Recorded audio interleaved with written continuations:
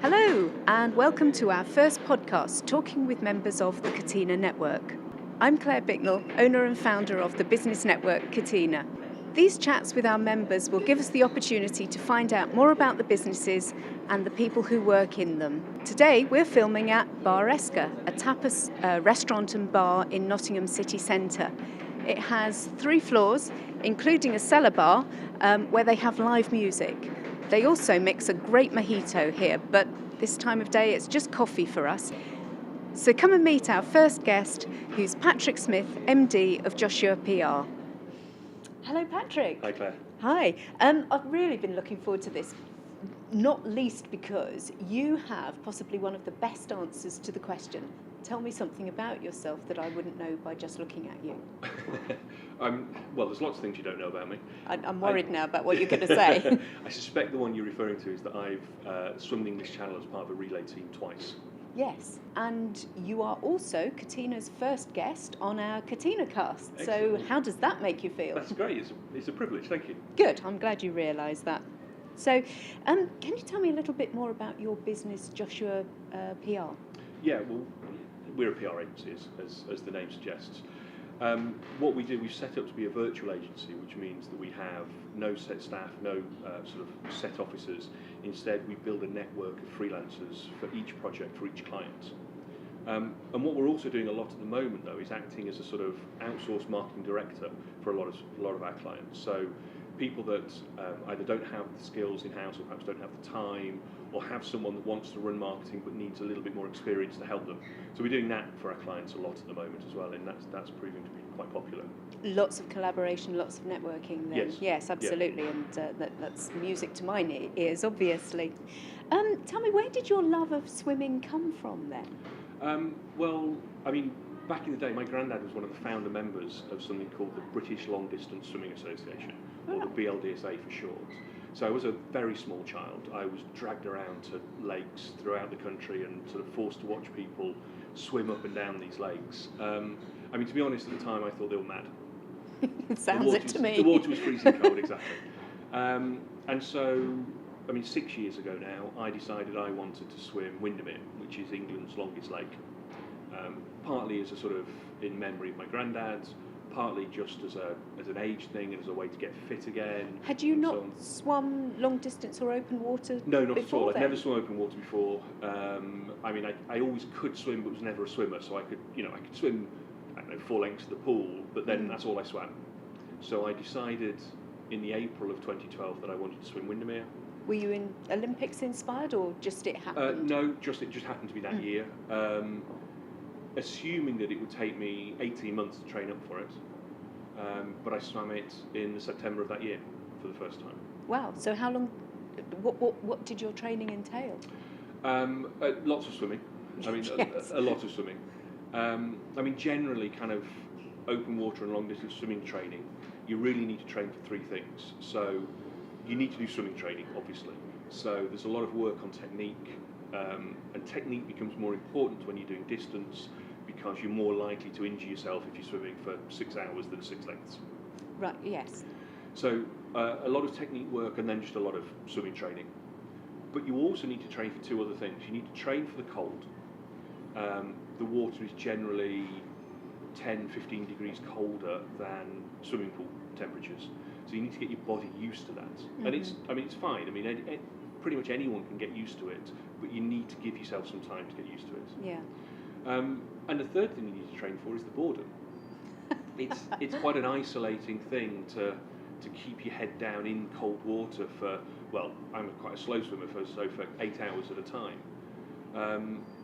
So you need to train to be able to sort of live inside your head for that amount of time. Wow. You can't see in the same way as when you're running. You can't chat to people, perhaps you do if you're out cycling, in the same way. So you've just got to train to get used to that well, there's no other word for it than boredom, really. So what inspired you then to move on from Lake Windermere to the English Channel? And I understand you swam this in a relay. Yes, so an important point to note is that I'm not a channel swimmer. The term channel swimmer is something that's given to people who've done it as a solo swim, mm-hmm. and the swimming community is rightly quite insistent that those terms are used correctly. Sure. Yeah. So I'm not a channel swimmer, but I've done it twice as a relay. And I guess once you start doing things that are considered by many people to be stupid, which swimming Windermere is, then you just look for the next stupid thing to do. It's bigger just and better. The progression of that. Yeah. And a relay is a very different thing to a solo swim, in that you have a team. I've done it with 3 other people, so 4-person relay team both times. And so you have a team, you have a bit of camaraderie on the boat. You cheer each other on. You can feel their support when you're swimming. So yes, it's a different swim, but equally the sort of next challenge up, I suppose. So how long is each chunk, and do you do a smaller chunk and get on the boat and then back into the water again, or do you do your chunk and then hand over? No, so relays there are quite set sort of rules to how a relay's managed, no matter how big the team. So anything between 2 and usually 6 people, and you swim for an hour at a time, and then rest while however many other people in your team are swimming their hour, and then you get back in again. And it's quite regimented. It's absolutely an hour. If for any reason you can't complete your hour, or you can't start your hour, then the whole team is abandoned. You're not allowed to. Once you start the swim, you have to swim in strict rotation for an hour each until you get to the other side, basically. That's a lot of pressure on you then. It is, and the first time I did it, I was swimming with some very, very experienced swimmers, and very much felt that pressure.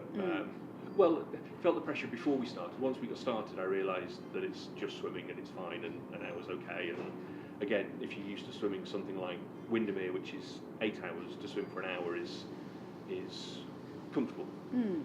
So when you consider then athletics relays, you have teams competing against each other. Do you have teams competing each other across the channel? No, I mean it's because it's such a challenge as it is. Whether you're swimming as a solo or as a relay, it's just about your individual challenge. And for something like the channel, in fact, all open water swimming, one of the great things about it is that the conditions are different every single time. So yes, of course there are records, and yes, of course you acknowledge times, but you don't compete in the same way as you would do against other people. The challenge is against yourself, I guess. Yes, exactly. Yeah. Having said that, both of the times I was out there, we could see other boats with other swimmers and other relay teams swimming at the same time as us, and you do find yourself catching up to a boat or having a boat pull away from you at different times, and so you get that sense of it, but they're probably a mile away from you at the time. It's one of the busiest passages of water that there is around the UK, I think, isn't there? So how do you negotiate cross-channel ferries and things like that? Well, again, the rules are very strict that you have to go with a registered pilot boat. So that pilot boat does a couple of main things, really. The first is navigate the route for you, and that's very, very important. And the second, of course, is keep an eye on the swimmers. Again, much more important as a solo swim. The boat once you start swimming, the boat pilot is the sort of the person that defines whether the swim is going to continue.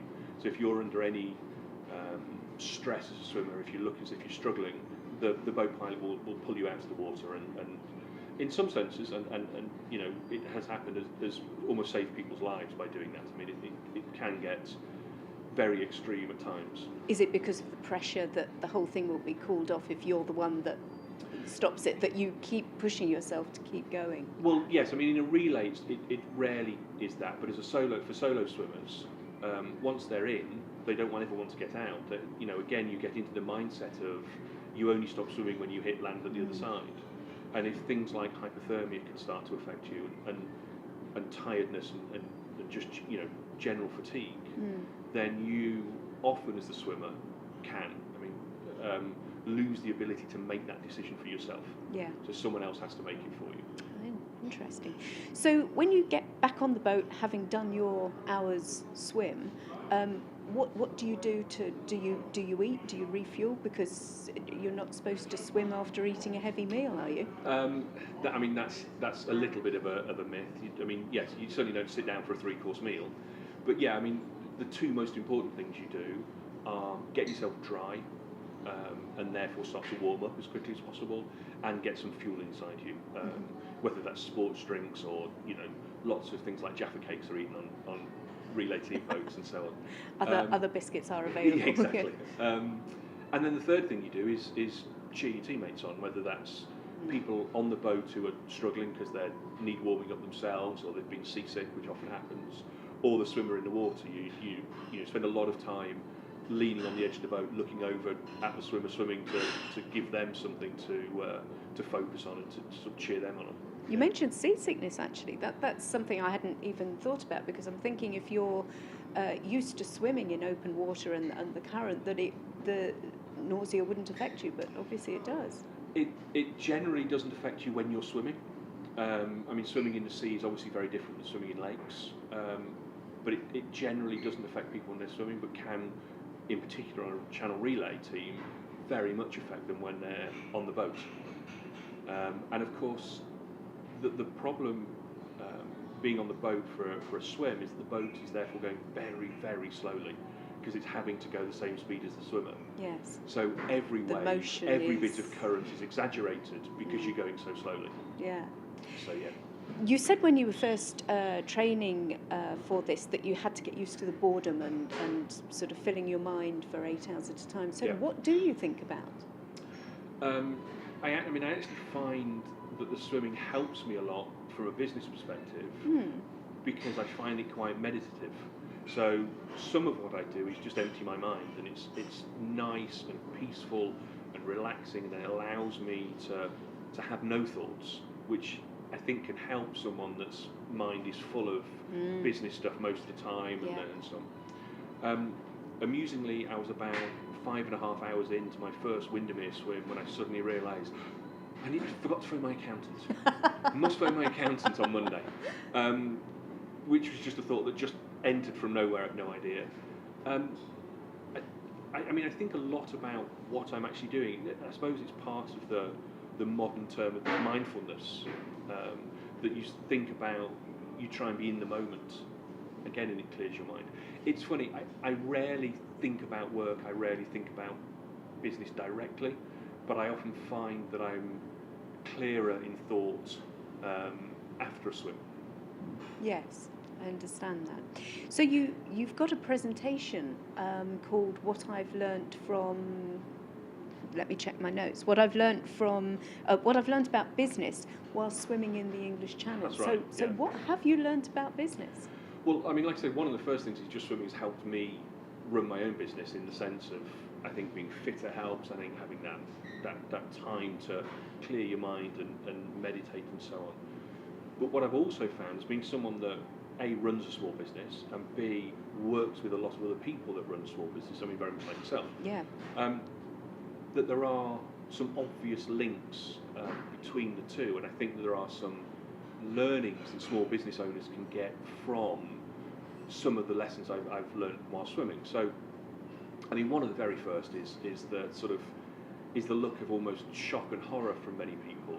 So, if you tell them you're going to set up your own business, many people think that's crazy and are frightened for you and think it's a ridiculous idea, which is very much the same reaction you get from people if you say you're going to swim Windermere or, Yes. or even swim a lap of Colwick Park. So I think one of the things is that there are some people that are suited to it, that have the mindset that it looks like an exciting challenge, and there are other people that have the mindset that you'd never get me doing that no matter how much money you pay me. And I guess sort of when you're setting up a business, you don't wake up one morning and say, right, I'm going to set up my own business today. You have given it some thought and preparation and training, in the same way that you will have been thinking, I'm going to start swimming and I'm going to train and I'm going to put my body through the right kind of training, and yes, you prepare. So there are similarities. Yeah, and that sense of training perhaps is one of the other key lessons. So there's an expression from the very first guy to ever swim the channel as a solo swimmer, Captain Matthew Webb, and he famously said, "Nothing great is easy." And so that's a mantra that a lot of swimmers, and a lot of in particular channel swimmers use. And I think that is also true about running your own business. So if you want to build a great business, it's not going to be easy. You have to put in the work, you have to put in the training, you have to do what it takes to get there. from a swimming point of view, that can be fairly regimented. But from a business point of view, I think you can learn to train in the same way.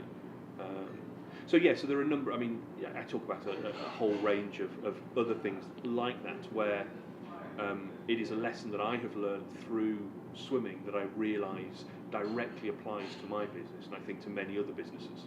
So that's what I really talk through in that talk that hopefully we'll give to the Catena network soon. Absolutely. Looking forward to doing that. Well, thank you so much for sharing your story with us today. It's been a pleasure to listen to you and to learn more. For people who want to find out more about what you do swimming and also your business, are there any social media platforms that we can follow you on? Joshua PR's website is joshuapr.com. Joshua PR has a social media Twitter page, which is @JPRteam. I'm @PatrickJPR.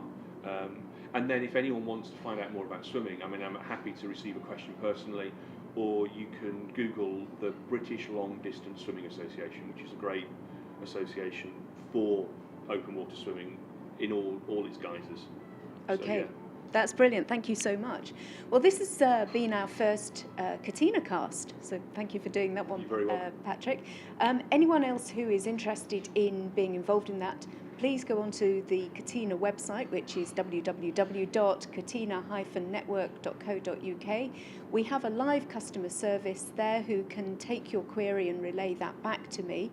Our next one will be in March, so we look forward to seeing you then. Thank you.